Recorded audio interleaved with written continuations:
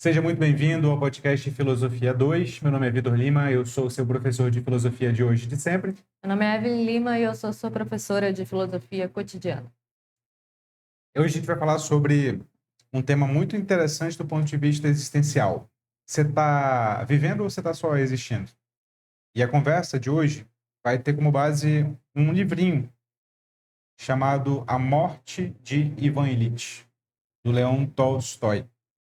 Então, haverá discussão aqui sobre, a partir da obra dele, sobre superficialidade da vida, sobre uma vida que, que não que não está atenta para aquilo que há de genuíno na existência e só para aquilo que parece expectativa das pessoas sobre o que nós podemos ser. Acho que é esse o negócio. Então, vamos nessa. Eu vou apresentar aqui mais ou menos qual que é a estrutura interna do... É um conto ou uma novela? Uma novela. Uma novela. Tem 12 capítulos, nem todos com a mesma extensão, não. Então eu vou capítulo por capítulo aqui. Eles não têm nome, tá? Os capítulos, mas eu fui nomeando aqui de acordo com o que acontece majoritariamente no capítulo. Então, o capítulo 1 começa, digamos assim, do final. O título é A Morte de Ivan Ilitch e o fato gerador do conto, novela, é a morte do Ivan Ilitch. Então, o capítulo 1 acontece já no velório dele. Quer dizer, com a notícia da morte e principalmente um personagem indo para o velório dele, que é o Piotr.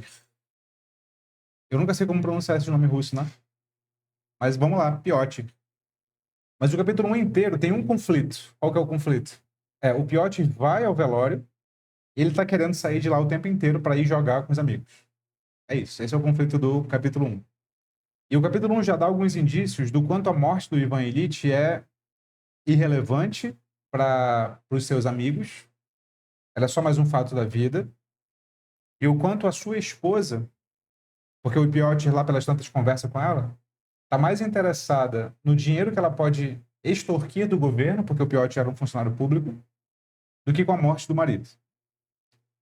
Então, esse é o intuito do primeiro capítulo, é apresentar o quanto a morte do Ivan Ilitch é irrelevante, do ponto de vista dos seus amigos próximos e da sua esposa, digamos assim. O segundo capítulo, já aí volta. O segundo capítulo, a partir do segundo capítulo, é como é que a morte dele aconteceu. Então, o segundo e terceiro capítulo, na verdade, meio que constrói a vida do cara, né? A vida do Ivan Ilitch. Então, o segundo é até ele casar.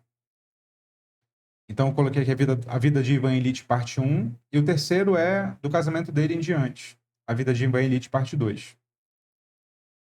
E aí, ele vai sendo construído como alguém que é, do ponto de vista ético, perfeito. Acho que isso é interessante. Ou seja, alguém que vai seguindo uma carreira pública reconhecida na sua sociedade, ele tem um cargo público reconhecido, ele é um excelente profissional, ele, ele gosta do que faz, ele é, ele é, ele é cioso, ele é brioso dos seus deveres. Ele é descrito como alguém que gosta de cumprir ordens, que gosta de ficar junto de gente maior que ele do ponto de vista da hierarquia social. Lá no capítulo 2, por exemplo, diz assim: como estudante, ele já era exatamente o que viria a ser para o resto da vida. Um jovem muito capaz, alegre, sociável, de boa paz, embora rígido no que considerava serem suas obrigações. E ele considerava suas obrigações o que quer que os seus superiores assim considerassem. Então, era um cara que cumpria ordens. A gente poderia filosoficamente dizer que ele era alguém que cumpria a ética do dever, mas com uma ressalva muito importante aqui, porque a ética do dever é geralmente associada ao Kant. Só que o Kant, quando vai descrever o que é o dever, ele também vai falar sobre uma diferença fundamental, que é entre autonomia e heteronomia. O dever é colocado pela razão, não porque alguém mandou você fazer, no Kant. Só que aqui está claramente descrito como ele cumpre o dever porque mandam ele fazer. Ele só faz o que precisa ser feito. Ele não tem Porque autonomia. disseram que precisa ser feito. Ele não tem autonomia, exatamente. Então ele é alguém que cumpre o dever, mas não no sentido kantiano, eu diria.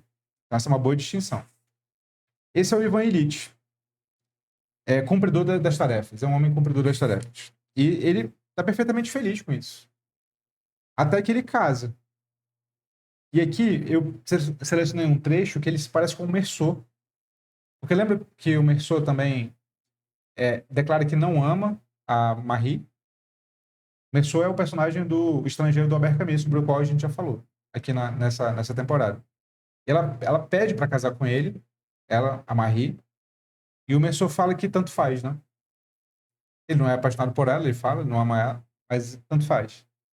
E aqui no capítulo 2, ele fala assim: no início, Ivan Ilitch não tinha intenções definidas de casamento, mas, ao percebê-la apaixonada, a mulher com quem ele se casou, perguntou-se: afinal de contas, por que não casar? E é um pouco isso que o Mersô faz, né? Exatamente. Tanto faz como tanto fez. Eu me caso. Se você fizer questão, eu caso, mas eu não te amo. Então ele fala assim: Ivan Ilitch considerava, sobretudo, dois aspectos. Eu acho que o Mersô também considera esses dois aspectos aqui, que é o casamento lhe traria satisfação pessoal, ao mesmo tempo em que estaria fazendo o que era considerado correto pelas classes mais altas. Eu acho que o Mersô não tiraria nada aí. Talvez o Mersô não tivesse esse ímpeto por agradar as classes mais altas, mas o Mersô agradava quem estava ali no entorno dele, né? Então, o entorno do, do Ivan Ilitch é o entorno de classe alta. Então, eu acho que nesse aspecto aqui, Mersô e Ivan Ilitch são a mesma coisa. Acho que só pelas motivações diferentes, né? A motivação dele é só, mais uma vez, só cumprir ordens. Essa não era a motivação do Mersô. A motivação do Ivan Ilitch, agora, ele tá agindo igual ao Mersô, mas por motivação diferente. Ele tá agindo igual ao Mersô aí porque, mais uma vez, fazer o que precisa ser feito. Ele é um juiz, bom funcionário, faz o que trabalha bem, faz ok. O que essas pessoas como ele fazem? Casam, né? Geralmente são casadas, geralmente agem desse modo e vai agir assim como elas. As motivações não são as mesmas. Agora vamos para uma polêmica aqui. Porque nessa mesma hora, sua esposa, palavras do Leão Tolstói, sem razão alguma, ou pelo menos assim lhe parecia, por puro capricho, como ele dizia, começou a perturbar a agradável e decente ordem de sua vida, sem que houvesse qualquer tipo de justificativa. Prascóvia, que era o nome dela, que era um nome sensacional, né? Prascóvia. Começou a mostrar-se ciumenta, a exigir que ele dedicasse toda a sua atenção a ela, punha defeitos em tudo e fazia as mais desagradáveis e constrangedoras cenas. Ou seja, a mulher enlouqueceu. A famosa histérica. Histérica. Histérica. E, ó, que se frise bem, o narrador é de terceira pessoa. E, portanto, ele é onisciente. Ele não está na história. Ele sabe o que se passa na mente de todo mundo. Então, ele até fala, né? Do ponto de vista do Ivan Ilitch, ela era isso. Mas, bom, tu não faz nenhuma ressalva a isso, né? Também. Então, fez questão de dar só o ponto de vista dele. Exatamente. Então aí começa a ordem da vida do Ivan Ilitch quebrar. A relação com a esposa é uma merda. O que não impede ele ter filhos e tal, blá blá blá. É tudo isso aí. Aí, no capítulo 2 e 3, ele vai descrevendo essa vida de filhos. E uma vida em que ele vai progredindo de cargos até o segundo abalo na vida dele vir, que é, em vez de ele mudar de cargo para um cargo maior, ele foi preterido por outro cara. Aí ele foi perguntar por que ele foi preterido, e os caras ficaram mais putos com ele ainda e começaram a botar ele de lado. Aí eles foram pro campo para desanuviar, ele ficou mais estressado ainda, porque ele, perto da mulher, tinha uma vida miserável, a vida dele boa era a vida do trabalho. Aí ele resolve chutar o balde e ir num superior lá em São Petersburgo para cobrar direto do superior, e consegue. Aí ele fala, esse momento foi o momento mais feliz da minha vida, mas é aí que começa o declínio dele, inclusive.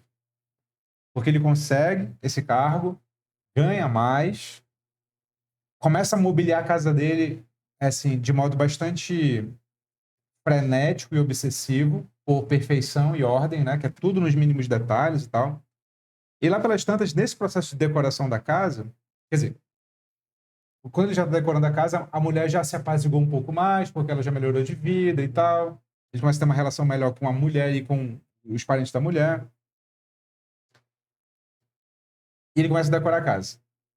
E nessa decoração, ele tem um acidente. Ele cai, bate a parte esquerda do corpo, não dá nada na hora, ele não vai ao médico nem nada, mas isso define a vida dele.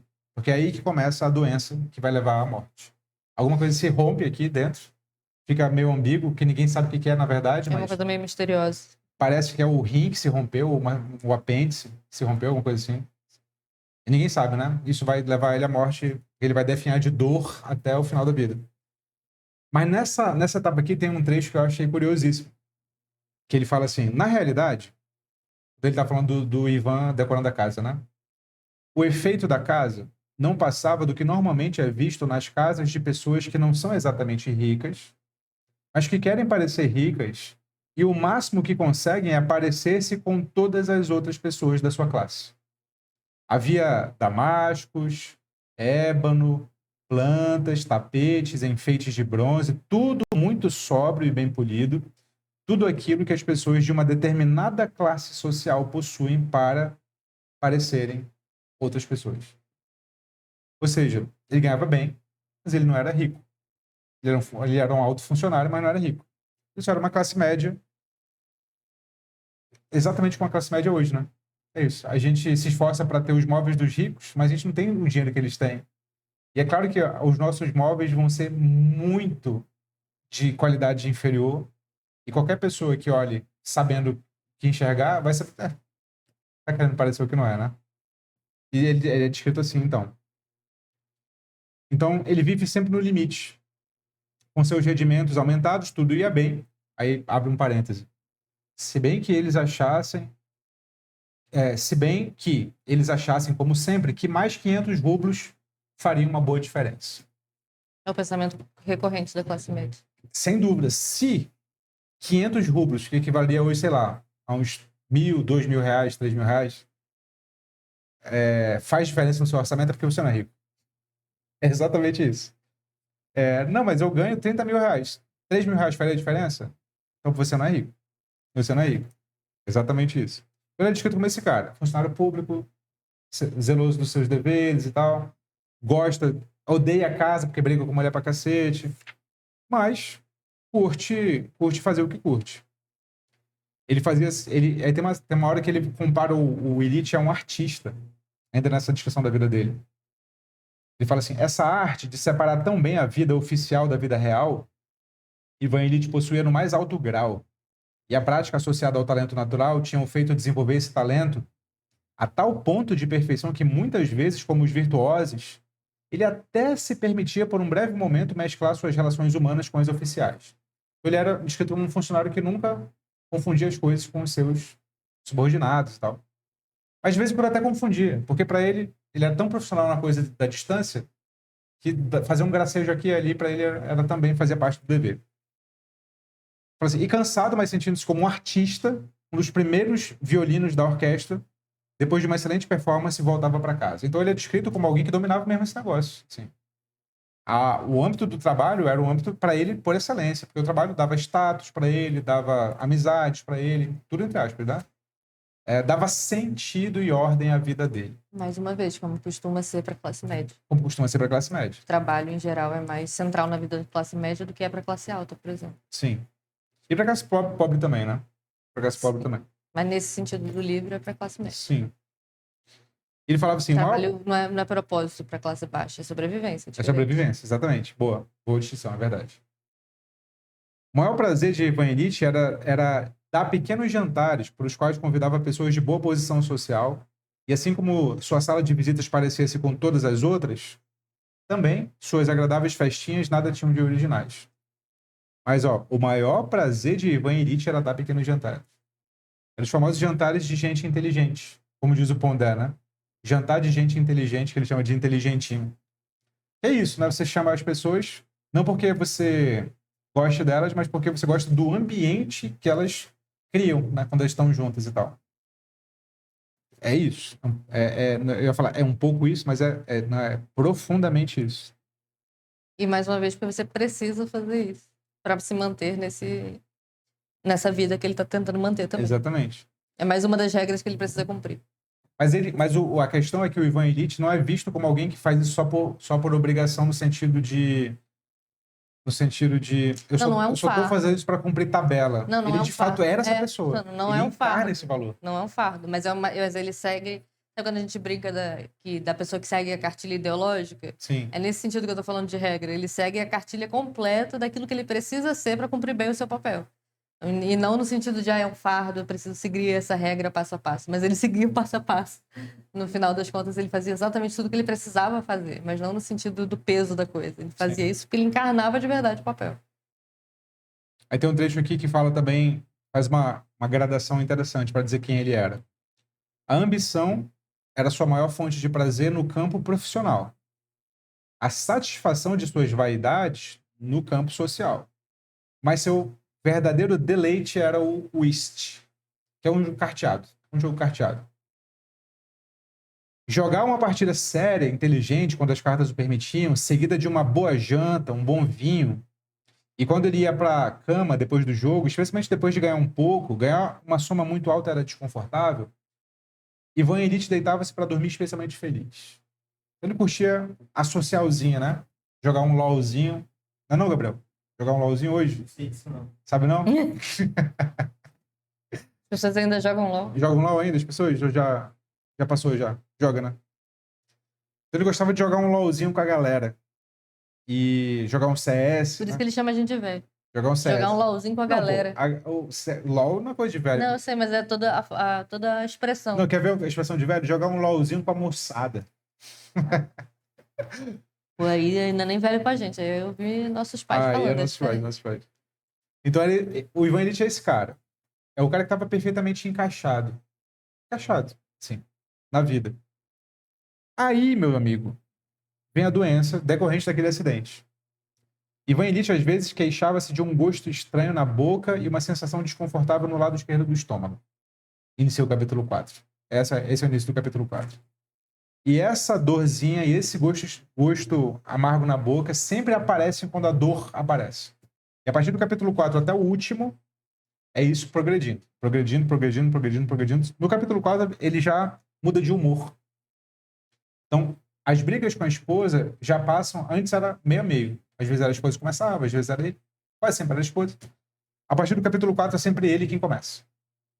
Porque passa a irritar ele qualquer coisa. No capítulo 4 é descrito assim. Quando o filho, na mesa de jantar, pronuncia uma palavra errada, isso irrita ele. Aí ele inicia uma briga com a...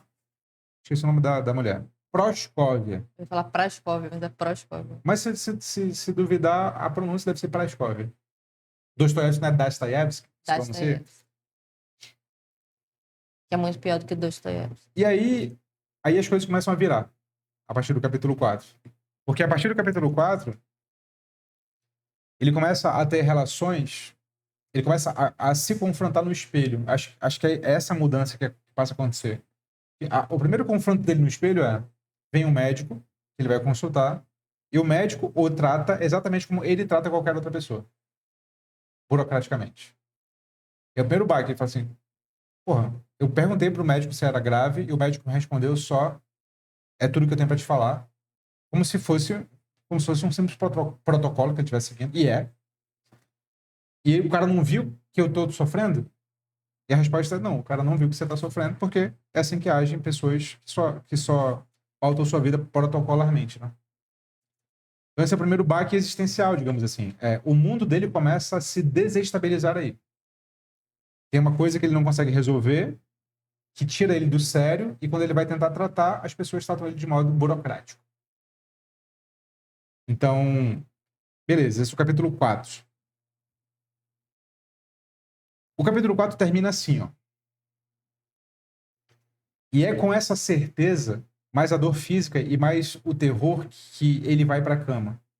Para, na maioria das vezes, ficar ali acordado, sentindo dor a maior parte da noite. E de manhã ele precisa levantar, vestir-se, ir para o tribunal, falar, escrever, ou se não sair, ficar em casa às 24 horas do dia, o que significava 24 horas de tortura, que ele ficava com a mulher, né? E assim ele tinha de viver, à beira do precipício, sozinho, sem uma alma que o entendesse e dele tivesse compaixão. E aí, no capítulo 5, a doença piora significativamente. O Elite confronta a possibilidade da morte, no capítulo 5. Ele começa a perceber que não tem jeito o negócio. E, portanto, ele começa a se dar conta de que talvez a vida dele nunca mais volte ao normal. No capítulo 6 tem o que eu chamo de descoberta existencial. O que é a descoberta existencial do capítulo 6? E olha como o texto é legal. Isso tem tudo a ver com existencialismo. O exemplo de um silogismo que aprendera na lógica de Kieswetter, fique por essa, deve ser um livro e um autor, né? Na lógica de Kieswetter, que era o seguinte: Caio é um homem, os homens são mortais, logo Caio é mortal. Parecer ali a vida toda muito lógico e natural se aplicado a Caio, mas certamente não quando aplicado a ele próprio. Que Caio, ser abstrato, fosse mortal, estava absolutamente correto.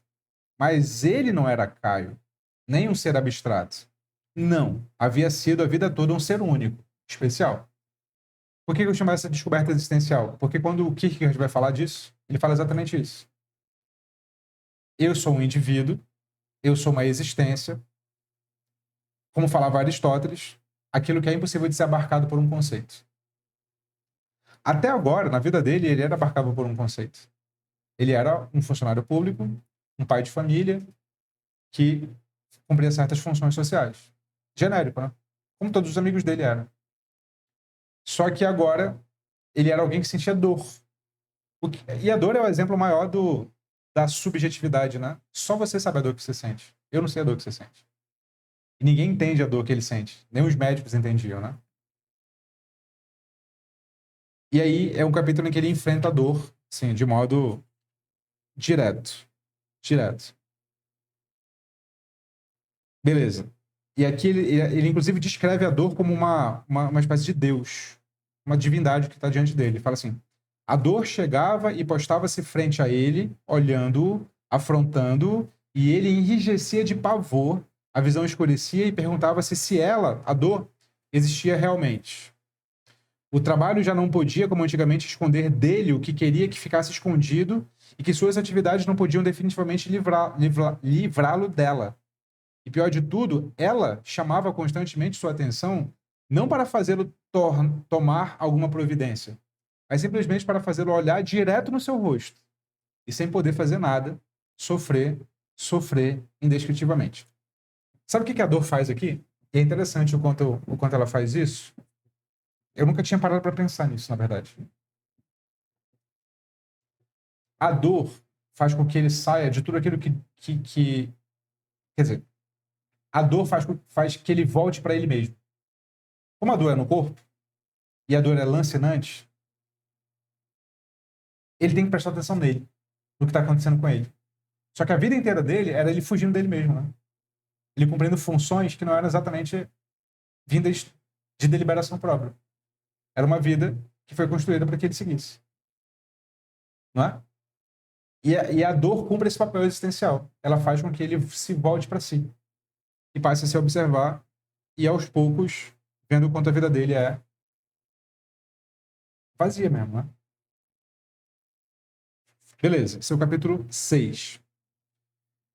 Nesse capítulo 6, ele já está tão sofrendo de dor que ele já está ranzinzaço. Ninguém mais aguenta ele, né? Ele vai afastando as pessoas. Ele vai se dando conta de que as pessoas vão tratando ele meio protocolarmente, que nem o médico fizera lá. A mulher, os filhos e todo mundo, os empregados. Ele vai percebendo o quanto esse mundo é meio um mundo de aparência mesmo, né? Assim, ele fala assim, pô, mas eu tô morrendo. Eu tô morrendo. E ninguém tá me tratando como se eu estivesse morrendo. Todo mundo continua me tratando protocolarmente. E pior, como se eu fosse um estorvo. Eu sei que eu sou, mas, afinal de contas, eu sou um ser humano, então. E o capítulo 7 insere um personagem que não estava antes inserido, cujo nome é Gerassim, que é um cara que trabalha na casa, é um cara do campo, descrito como um cara simples, inclusive na sua fala, e que é o único que demonstra compaixão por ele. Que vai lá no quarto, de vez em quando, ajudá-lo, e ele sente que no olhar do cara, o cara não está cumprindo só uma obrigação. O cara está lá porque ele genuinamente quer ajudar um ser humano que está morrendo. E com o Gerassim, ele vê, então, o confronto muito mais nítido entre a hipocrisia formalista da sociedade e o caráter genuíno e espontâneo e verdadeiramente interessado de outro lado, né? Ele percebe o quanto que a vida dele... Ele começa a perceber o quanto que a vida dele, na verdade, era uma mentira. Aí. É uma oposição muito comum que a gente costuma fazer, né? Quando se dá conta, inclusive. Que essa clareza não vem de classe alta, necessariamente, nem de instrução, nem de nenhum tipo de recurso. É muito comum que alguém que não tenha nada disso se mostre alguém mais consciente dessa importância dos aspectos relevantes da vida do que alguém que tem tudo isso. A gente sabe que eu me lembrei um pouco disso antes de continuar. Tem um jargão no mundo, no nosso mundo, né? No nosso mundo não é só o mundo da filosofia, a gente também, como tem uma empresa, a gente de vez em quando circula pelo mundo empreendedor e tal. E aí tem uma expressão que é o famoso networking, né? E essa expressão me causa nojo, embora eu saiba da importância em todo e qualquer âmbito, não só no âmbito empreendedor. Tô fazendo mestrado agora e lá também é preciso fazer o tal do networking. Mas por que ela me causa nojo? Porque ela de saída, ela nem esconde, né? Ela de saída fala assim, estabeleça relações de interesse com as pessoas. É isso. O network é só isso. Estabeleça relações de interesse com as pessoas. Para se manter nos lugares que você precisa se Para manter. se manter nos lugares que você precisa se manter e ser chamado para lugares que você almeja ser chamado. Exatamente. Essa é a definição de network. Se a gente fosse ser sincero, o dicionário estaria assim. Que é uma gourmetização de política, assim. É uma gourmetização de... Isso é política, pô, né? Nada mais nada menos que política. Você, para conviver num certo campo social, você precisa ter esse tipo de relação. Mas eu tenho um nojo da palavra networking porque ela meio que transforma em técnica uma coisa bem interesseira, assim. Então, meio que transforma em técnica um vício, entende? Um vício. A gente sabe que tem que fazer essas coisas, mas os caras conseguiram transformar isso numa técnica, entendeu? E parece que quando vira técnica, vira alguma coisa assim, que não se pode criticar e tal.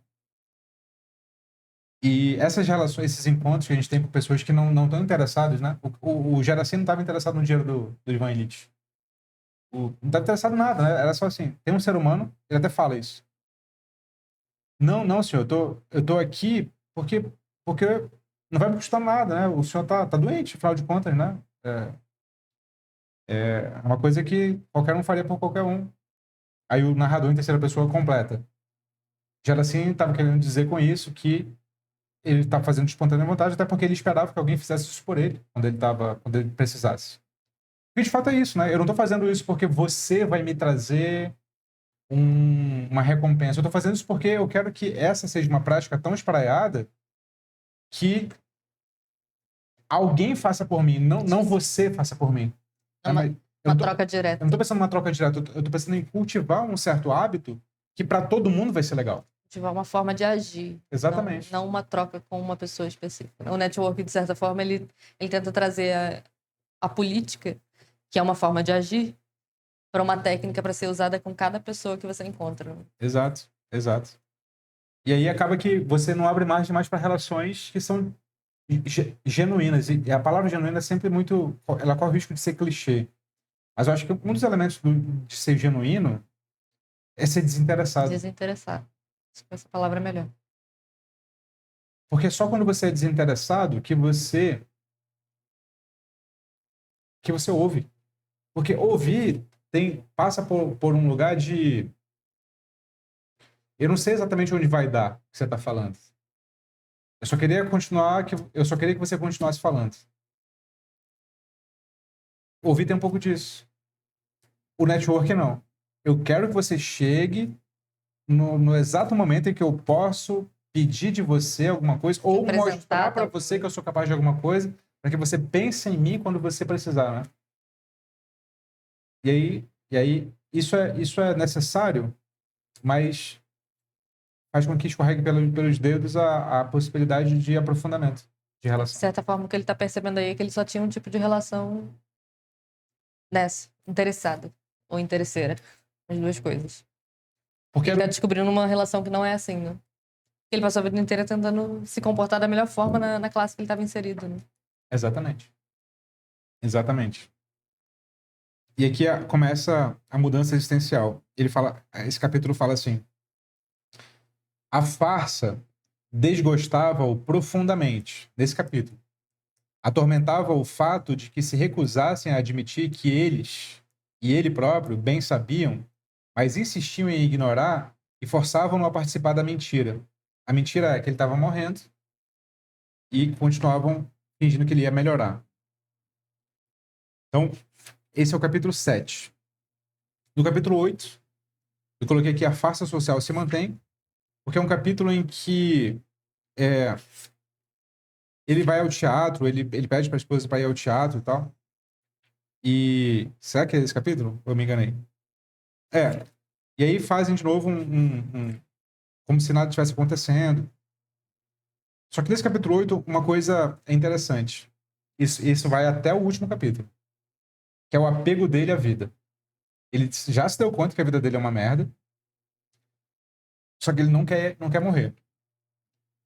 Ele fala assim: se ao menos tudo fosse mais rápido, tudo o quê? A morte, a escuridão. Não, não, tudo menos a morte.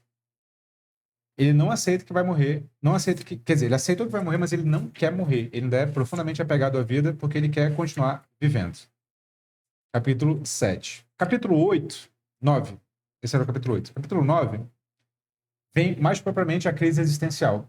Ele já se deu conta que a vida dele era uma farsa, só que ele ainda não passou pela crise existencial, propriamente dita, que é: será que a vida que eu vivi até aqui foi uma mentira? E que eu deveria ter vivido outra vida? Essa é a crise existencial por excelência, né? Eu já passei por uma crise existencial. Você já passou? Desse nível aí, não. Essa de eu tenho que abandonar minha vida completamente e começar outra? Essa desse tipo aqui? Acho que essa crise existencial nasceu comigo quando eu vim para o Rio, né? Fazer filosofia.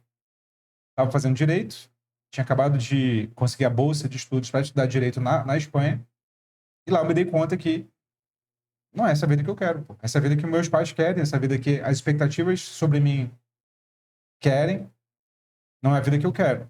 E quando eu vou voltar para fazer o que eu quiser, que é filosofia. Só que tinha uma coisa que me impedia de fazer, e que até agora está impedindo ele também, que é: não é só fazer o que você quer, é aceitar profundamente as consequências de fazer o que você quer. Exatamente. Que no meu caso era ser pobre. Era isso. Era não dar certo, no sentido de não ter emprego que me pagasse Perder o suficientemente para ter esporte uma dos vida seus digna. pais também. Perder o suporte dos meus pais, exatamente. E isso é o tipo de crise existencial que pode acometer a gente. Não é fácil sair dela. Porque tudo coloca a gente para ficar na mesma vida de antes, né? E aqui ele passa por essa crise existencial. Ele fala assim: pôs-se a chorar como uma criança, chorou por sua solidão, seu desamparo, pela crueldade do ser humano, a crueldade de Deus, a ausência de Deus. Ele começa um diálogo interno com ele mesmo. O que você quer? Ele falando com ele: parar de sofrer, viver. Viver como? Como eu vivia antes, bem e agradavelmente. Aí ele fala: mas estranhamente, nenhum desses melhores momentos da sua vida tão agradável agora lhe pareciam o que parecera na época. Nenhum deles, exceto as primeiras lembranças da infância. Aí vem uma longa descrição sobre o quanto ele não se lembrava de nenhum momento feliz, a não ser quando ele era moleque. Por que será? Porque só quando ele era moleque que ele não tinha o peso de corresponder às expectativas sociais, né? Talvez. E o capítulo 10, para mim, é o capítulo mais central de todos e talvez o mais filosófico de todos, porque aqui ele antecede o Camus, eu acho, em Filosofia do Absurdo, e bota mais claramente a distinção entre ética e existência. Por que ele antecede o Camus? Olha o parágrafo primeiro do capítulo 10. Ele falando com ele mesmo: o que é isso? É possível que isso seja a morte. Tá desfocado? Foi não. Não? Agora Foi? O que é isso? É possível que isso seja é possível que isso seja morte? E a voz interior respondia: sim, é possível. Por que toda essa agonia? E a voz respondia: por nenhuma razão. É assim e pronto. Isso o Camus escreveria com todas as letras, né? Ou seja, sim. as coisas do mundo não têm um porquê existir, elas só acontecem. Mas o conflito entre ética e existência vem aqui, ó. Foi de novo. Hoje essa câmera tá boa, hein? Hoje, ela tá sabotando a gente. É o livro, cara, é o livro. É sério, é sério. Ele fala assim, ó. Ainda se pelo menos eu pudesse entender para que serve tudo isso, mas é impossível. Se pudesse dizer, se eu pudesse dizer que eu não vivi como deveria, mas não é essa a explicação. Pensava, lembrando da obediência às leis, da retidão, da respeitabilidade da sua vida. Ou seja, ele não queria admitir aqui ainda que a vida dele tinha sido ruim. Ele fazia, eu fiz tudo certo. De novo. Aham. Hoje tá difícil. Não adianta lá tu ir aí não, pô. Fica vendo do computador mesmo. Tá resolvendo não, acho que tá resolvendo é quando ele vai lá mesmo. Não, ele não mexe nada aí. Vamos falar isso aí.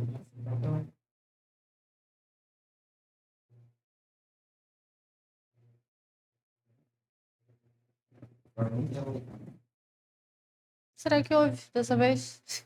É o livro. É o livro. Você tá mexendo no livro toda O hora? livro desfoca. Aham. Ah, então daqui... Vou deixar ele um pouco mais parado, né? Lê ele um pouco mais embaixo. É, ela é um pouco mais embaixo. Então tá. Aqui tá um confronto ético existencial, porque qual que é o confronto ético existencial, na minha concepção? E tem tudo a ver com o modo como eu divido a filosofia, né? Metafísica, epistemologia, ética e existência. A ética é a parte da filosofia que lida com o comportamento. Como é que eu devo me comportar perante os outros? A existência, ela lida com o meu comportamento perante eu mesmo.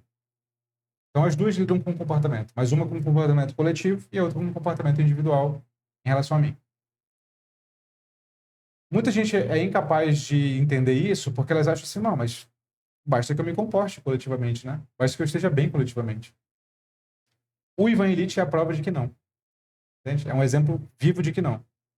Tudo pode estar resolvido na sua vida, coletivamente falando, e ainda assim, do ponto de vista existencial, nada está resolvido. Basta uma coisa tirar a ordem do lugar e você se dá conta disso, né? De que a ordem que você via antes, na verdade, era só fachada. Então, o capítulo 10 termina assim. No capítulo 11, ele considera de fato a questão, e se toda a minha vida tivesse sido errada, ele se dá conta disso. E no capítulo 12 ele morre. E ele morre em paz. É descrito no capítulo 12 que ele está apegado à vida até o último momento, até o momento em que o filho dele chega, se dirige à cabeceira onde ele está, ele pega no filho, e de repente ele pega no filho, sente dor pra caramba, e aí se apazigua, do nada. Para de sentir apego pela vida. Depois que ele para de sentir apego pela vida, ele para de sentir dor.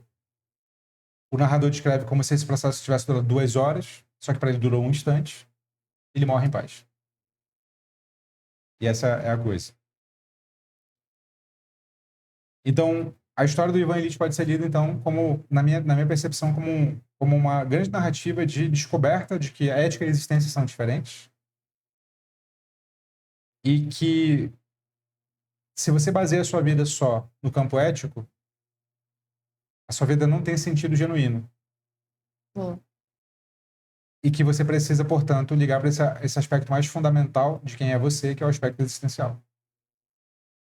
Mas o que é interessante é que o conto, a novela, não diz o que você tem que fazer.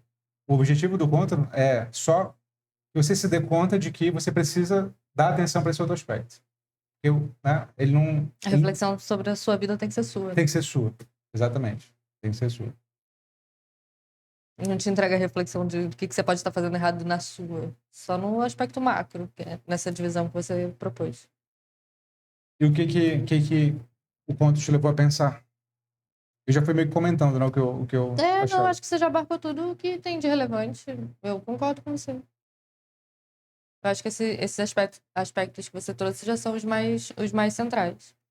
A novela do Tolstói é sempre uma das primeiras que me vem à cabeça quando as pessoas perguntam sobre livros reflexivos, sobre vida e até sobre autoconhecimento do ponto de vista mais filosófico, literário, né? É. Porque quando a gente pensa em autoconhecimento, a gente pensa só nesses livros de exercícios de autoajuda, né?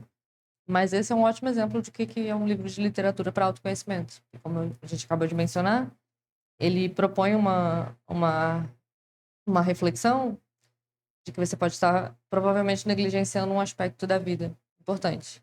Mas ele não te dá a resposta pronta, porque cada um está levando uma vida. Nem todo mundo é um juiz burocrata, levando a vida tão retilínea quanto ele levava, né? Mas a gente provavelmente está negligenciando bastante do mesmo que o Ivan Illich estava negligenciando na história. Só que para a gente morrer em paz, a gente precisa primeiro enfrentar a possibilidade de morte. Acho que esse é o primeiro aspecto relevante do livro. Uma das principais coisas é que a morte não era uma possibilidade real, sendo encarada e refletida, de fato, né? E o segundo aspecto é pensar onde que a gente está negligenciando. Onde que a gente está negligenciando. E esse é um exercício de autoconhecimento. Só pode ser feito individualmente, porque cada um está levando a vida de um modo, né? Não dá para ser feito por outra pessoa, nem dá para o livro te dar uma resposta. E aí, normalmente as pessoas param aí no macro, né? Nossa, como o livro do Ivan Illich é foda, ele me fez refletir sobre eu poder estar levando a vida errada e deixando de lado aspectos essenciais, né? Tudo mais. E aí é isso. E segue a vida, né? E aí não muda muita coisa. Agora, se a partir daí você fizer disso de fato um exercício, de pensar onde que isso se reflete na prática da sua vida, ou seja, onde que esses aspectos macro reverberam na vida que você leva, na vida que você tem, nos hábitos que você cultiva, nas relações que você, já que a gente está falando de relação nessa temporada, né, nas relações que você mantém ou nas relações que você não mantém, no tipo de vida que você valoriza, né?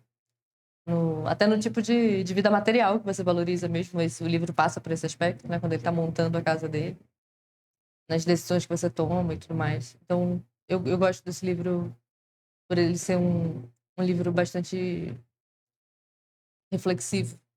E esse aspecto de pensar sobre a morte de frente, a gente já falou sobre isso em outros episódios, eu acho, em outras temporadas, é algo que eu gosto bastante. Porque, assim como personagem, a gente tende a não fazer isso até que a gente precise, né? E não era pra ser assim. Até que a gente realmente precise. E acho que a história abre com isso, inclusive, né? Ela vai falar disso quando ele fica doente, mas ela abre com isso, porque o amigo que recebe a notícia, que vai no velório, né? Vai ter não vou lembrar a frase com precisão, mas vai ter uma fala no sentido de quase de alívio, assim, quando eles recebem a notícia da morte, tá ali alguns amigos de profissão dele, eles recebem a notícia da morte do Ivan Illich, não só tem a indiferença, que você mencionou lá no início, mas é descrito um certo ufa.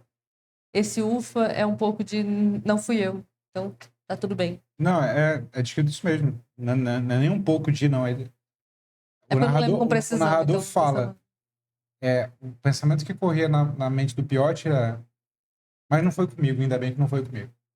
É descrito Então foi isso. preciso, né? Foi Quando eu não preciso. lembrava, então eu fiquei na imprecisão para não falar besteira.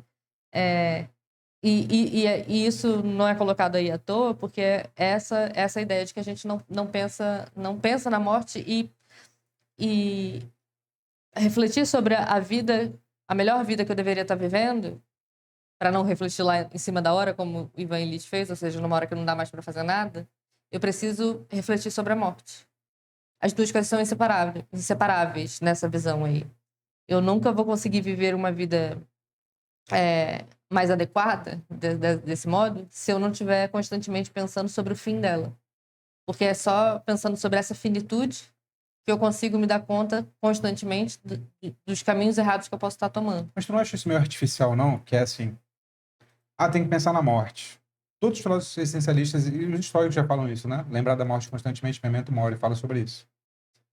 Mas eu fico, a partir da leitura desse livro e por exemplo, da leitura da Alegoria da Caverna, que todo mundo lê errado, fala que o prisioneiro de repente se desacorrentou. O negócio lá é descrito de modo diferente. Diz que desacorrentaram ele e puxaram ele de modo dolorido para fora. Ou seja, o processo de descoberta das coisas relevantes, primeiro, envolve dor, segundo, não é deliberado. Eu acho que tanto o Ivan Illich quanto a Alegoria da Caverna mostram isso, né, de modo literário. Então eu fico pensando, a gente escolhe mesmo? Eu não sei se a gente escolhe mesmo lidar com essas grandes questões. Eu quero acreditar que sim, nota. Eu quero acreditar que sim, que basta que eu veja uma aula de filosofia, que seja uma pessoa bem educada, que eu leia muitos livros, para que eu pense na morte e, portanto, reveja a minha vida. Mas será que isso é possível mesmo, assim? Eu acho que nesse nível, não. Não é, né? Não, eu tava descrevendo do ponto de vista dali, do livro, né? Mas eu acho que não. Eu realmente acho que não também. Eu acho que é possível que você revise a sua vida constantemente de modo a não ser um robô, seja um robô ético ou não. Eu acho que a gente consegue sair desse automático, robô nesse sentido, assim, né? De estar só seguindo algo pré-programado. Que, enfim, o robô hoje em dia nem é mais uma boa definição. Mas, enfim, na minha cabeça ainda é. Eu acho que é possível, sim, porque se não for, a gente não tem nenhuma autonomia. Eu passo do ponto de vista de que a gente tem. Então, eu acho que é possível acho que a gente tem caminhos para que a gente seja um pouco mais autoconsciente e com isso a gente consiga ter pontos de consciência, assim, que façam com que a gente seja menos levado por tudo. Mas eu não acho que esse nível de autonomia ele pode ser tão alto quanto a história faz imaginar que o Ivan Illich poderia ter descoberto tudo que ele descobriu fora desse momento de dor, de fim de vida. Não, o Tolstói deixa bem claro que eu acho, né? Assim que eu leio, pelo menos, que ele só descobre porque ele tá em dor excruciante. Ele não descobriria sem isso. Eu acho que a distinção tá nos níveis da coisa, entende? Tá nos níveis da coisa. Mas acho que esse nível, que seria essa descoberta completa da coisa, né? Ele morre em paz. Isso não. Acho que isso não é possível. Se fosse possível, pô. Eu acho que a única possibilidade de chegar nesse estágio é você deliberadamente não refletir sobre ele, mas você deliberadamente se colocar em situações de dor. Essa é uma das estratégias. Na situação de dor, não é que você reflete conscientemente, é que ou você reflete ou você né, colapsa. Sim. Então, acho que esse é o grau de autonomia que a gente tem. Não evitar situações de dor. Mas é um pouco essa estratégia mesmo. É um nível micro ainda, porque é isso. Eu quero refletir sobre a morte, eu vou me adoecer? Não vou, entende? Mas aí você consegue fazer isso em pequenas coisas que também são relevantes para você viver, entende? Não fugir da dor nas coisas que são possíveis. Então, bom, Lembra de uma coisa. ponto disso a própria terapia faz isso, né? Essas terapias de exposição, elas trabalham com isso. Então, se você tem um medo, uma fobia de alguma coisa, uma das formas de tratar é por terapia de exposição. Ou seja, a sua terapia é se expor ao medo. De modo controlado, de modo... Tem uma estratégia, mas a estratégia é... Você tem medo, você tem fobia de um animal X, você entrará em contato com... Ou seja, você, em vez de fugir, você vai... E isso quer dizer que você vai chegar na frente dele e vai superar? Não, você vai passar pela dor angustiante de lidar com essa dor, até que isso possa ser superado, entende? E alguns terapeutas, quando pegam intimidade com a pessoa com quem estão fazendo a terapia, chegou a confrontar, não no sentido da TCC que você falou aí, mas no sentido de jogar as verdades na cara da pessoa, digamos assim. Aquelas verdades que ela não gostaria de ouvir. E que, Sim. portanto, porque vão causar desconforto, né? Exatamente. E isso tem um efeito terapêutico.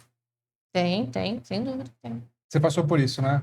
Na terapia, porque você conseguiu ter o relacionamento com o terapeuta de modo Ah, já sei qual tão episódio que você tá familiar lembrando. que ele conseguia fazer esse tipo de coisa, Sim. tinha essa abertura para fazer esse tipo de coisa com Eu você, e sei. isso mudou muito da sua percepção, não Eu foi? sei qual que é o episódio que você lembrou de exemplo. O Vitor adora contar esse episódio. Que eu te contei, não devia ter te contado. Teve uma época, Roberto, se você estiver assistindo Você a não precisa gente... contar para eles também. Não, Precisa? vou contar, não tem problema não. Roberto, se você estiver assistindo a gente, saiba que você continua sendo meu terapeuta, porque eu nunca tive mais ninguém depois de você. Aquelas frases de duplo sentido que só a psicanálise permite. Você foi meu único homem. Você foi meu único terapeuta, eu continuo não conseguindo ter outro depois de você. Então, mesmo não me tratando mais, você segue sendo meu terapeuta.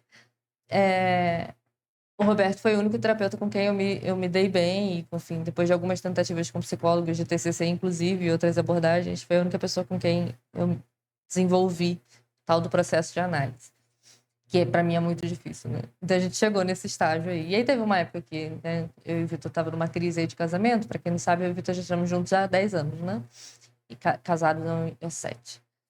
E aí teve uma fase aí, como todo casal, que a gente passou uma crisezinha. A gente contou a história das minhas mudanças de pensamento, né, de casamento. Então foi pré aquela mudança. Para quem assistiu o último episódio vai entender. Então foi antes daquela mudança. Então imagina, eu tava naquela coisa de separa, qualquer coisa, estou incomodada, vou separar. Acho que quero separar, acho que não sei o quê. E aí eu tava, né, algumas sessões tratando isso com o Roberto. E acho que ele já devia estar de saco cheio.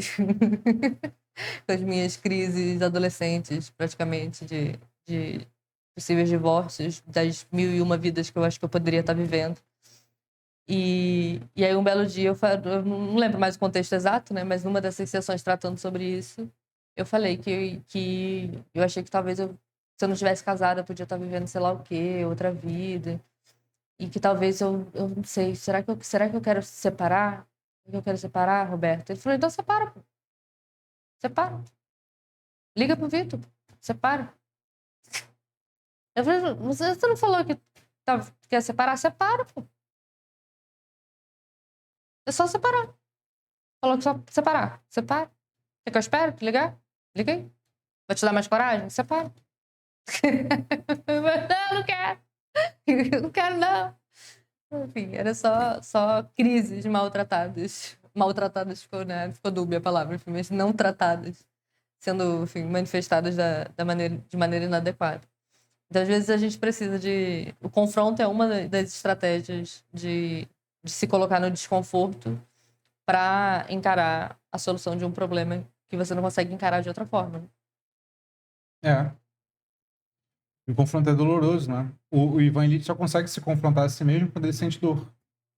Porque a dor afasta ele das atividades normais e faz com que ele fique sozinho consigo mesmo e, portanto, tenha mais nitidez para observar o que está acontecendo, né? E quando você... É isso. Você está nas possibilidades da vida que poderiam acontecer, mas quando você consegue, de fato, entrar na situação, fala assim, ih, cara, não era isso, não. O choque desse episódio, da escolha do Roberto de fazer isso, é que ele viu que eu tava, na verdade, em vez de estar tratando alguma coisa, eu tava só escolhendo viver num... Era só uma fuga. Ficar falando disso o tempo inteiro era só uma fuga de lidar com um problema real que eu precisava lidar. A gente estava tendo alguns problemas na época. Mas era muito mais fácil ficar fugindo disso, falando sobre, enfim, qualquer coisa possível que poderia acontecer, que não era enfrentar o problema e resolver ele de alguma forma. Inclusive, tomando a decisão de separar de fato, se fosse o caso. Mas Que no fundo não era o que eu queria, de fato, entende? Mas era, enfim, pensar, né? Pensar era muito mais fácil do que resolver qualquer do que decisão que escolher, fosse. né? Do que Eu agir. vou ou eu fico? Não, agir. Agir era o que eu precisava fazer, qualquer ação que fosse, precisava agir. Mas agir era o que eu era incapaz de fazer naquele momento. E aí eu fingia que agia, dizendo que queria fazer, sabe? Quero fazer, quero não sei o quê. E se... Pô, a gente faz isso em diversas situações da vida, né? Sim. Aí se eu fosse trabalhar de não sei o quê, eu podia começar, não sei... Pô, começa então. Pega o primeiro trabalho e faz isso aqui. Pega esse dali, pega aquele freelancer ali e começa.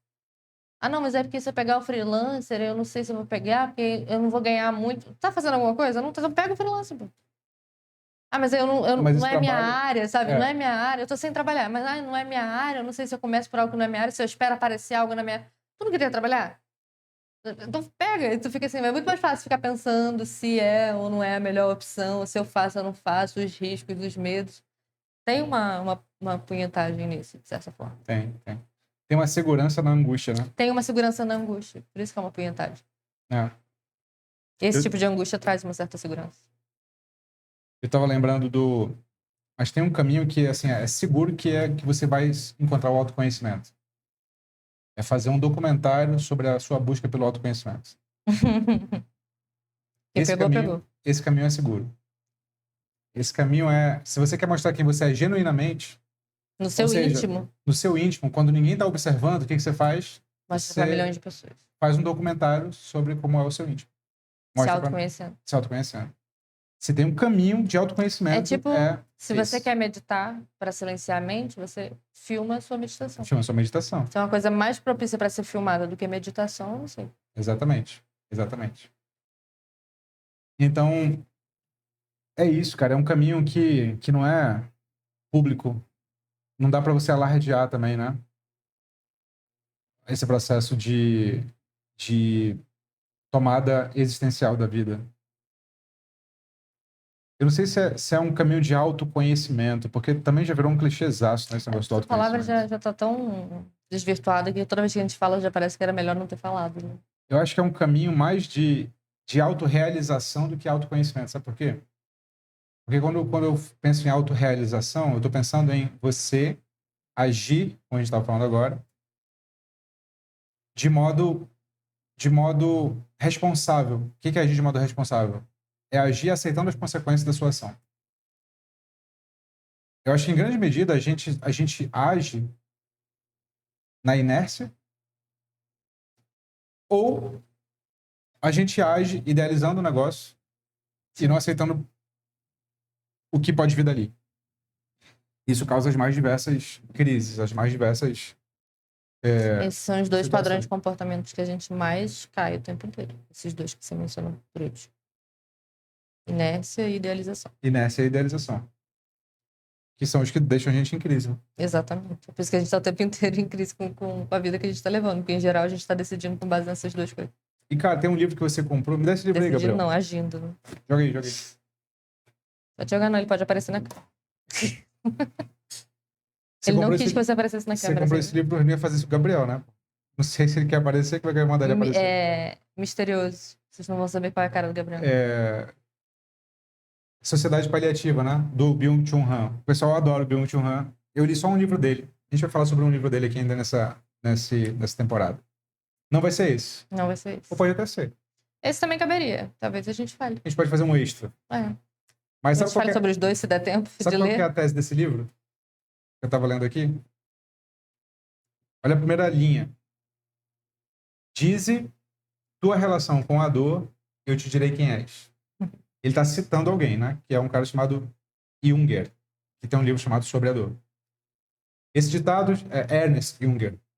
Esse ditado de Ernest Junger pode ser extrapolado para a sociedade como um todo. A nossa relação com a dor mostra em que sociedade vivemos. Dores são ciclos. Elas contêm a chave para o entendimento de toda a sociedade. Assim, cada crítica da sociedade tem de levar a cabo uma hermenêutica da dor. Caso se deixe a dor apenas a cargo da medicina, deixamos escapar o seu caráter de signo. Hoje impera por todo lugar uma algofobia, uma angústia generalizada diante da dor. Quando vai tentar discutir a sociedade como uma sociedade que foge da dor, A sociedade que busca prazer o tempo inteiro. paliativos e tal. Talvez Dá um bom essa seja episódio. um link para o próximo episódio. Será que o próximo episódio será sobre esse livro? Vamos decidir aqui. Talvez a gente decida. A gente já mudou vários livros. Pra quem viu lá desde o primeiro episódio, já não faremos sobre vários livros que vocês viram. Exatamente. Em minha defesa, eu disse desde o primeiro episódio que a gente poderia mudar os livros. Exatamente. Então temos um episódio. Esse aqui foi o episódio sobre Ivan Illich, sobre a vida de aparências que todos nós vivemos, evitando uma vida existencialmente comprometida. Esse episódio faz parte da 4ª temporada do podcast Filosofia 2, que está tratando da ética das relações humanas, como viver junto.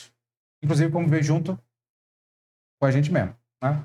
E uma frase final antes de encerrar, pode parecer que não estão conectados, mas está completamente conectado, porque viver junto com a gente mesmo, como você acabou de colocar, é parte fundamental de viver junto com o outro. Porque a forma como a gente vive junto com a gente mesmo, a forma como a gente encara a própria existência, a forma como a gente se coloca no mundo, diz também da forma como a gente vai se relacionar com as outras pessoas. E as pessoas que a gente vai colocar na nossa vida. E o tipo de relação que a gente vai escolher. Não à toa, o Ivan Illich vai refletir sobre como que ele construía as amizades dele, por interesse, por conveniência e até por inércia também, né? São as pessoas do meio, só porque elas são do meio, não necessariamente... Ele faria amizade com um empregado, por exemplo? Ele não faria, porém, no fim da vida é a única pessoa com quem ele vai ter uma conexão genuína e não protocolar. Ele não insistiu em resolver o problema com a esposa, por exemplo? E não assistiu. Ele só abandonou. Então, toda a forma como ele estava encarando a maneira de levar a vida definiu todas as relações que ele levou. E todas as relações que ele selou também reforçaram a vida que ele encarava. Então, é uma via de mão dupla. Escolher as pessoas com quem você se relaciona também ajuda a fazer esse processo de reflexão sobre si mesmo. Se você está com as pessoas erradas, você também dificulta bastante esse processo. Perfeito. Temos um episódio. Temos o episódio. Ficamos por aqui. Fique com Sócrates e até a próxima. Até a próxima.